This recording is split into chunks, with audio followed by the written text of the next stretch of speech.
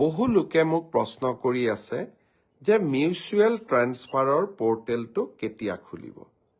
Mutual ট্ৰান্সফাৰৰ portal অহা 1 জানুৱাৰী তাৰিখৰ পৰা আমি মুকলি কৰিম।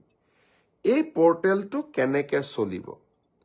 বহুতে মোক সুধিছে যে আমি মিউচুৱেল কৰা মানুহক ক'ত কেনেকৈ বিচাৰি পাম। এই পৰ্টেলটোত আবেদন কৰাৰ পিছত একে বিভাগৰ একে পে স্কেলৰ কৰ্মচাৰীৰ মাজত আমি মিউচুৱেল ট্ৰান্সফাৰ কৰাৰ বাবে প্ৰচেষ্টা কৰিম।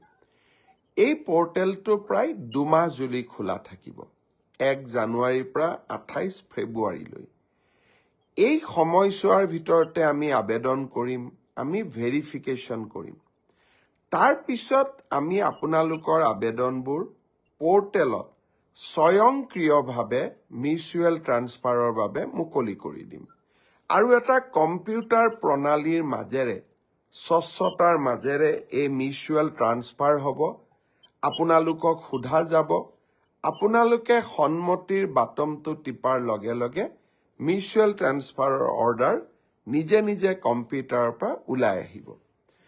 ই কেনেকৈ পৰিচালনা হয় যদি আপোনালোকক জানিবৰ কাৰণে আৰু অধিক ইচ্ছা আছে, সৰ্বশিক্ষা অভিযানত আগতে কাম কৰা বা বৰ্তমানে কাম কৰি থকা শিক্ষকসকলে এই পৰ্টেলটোৰ ওপৰত আপোনালোকক যথেষ্ট জ্ঞান দিব পাৰিব।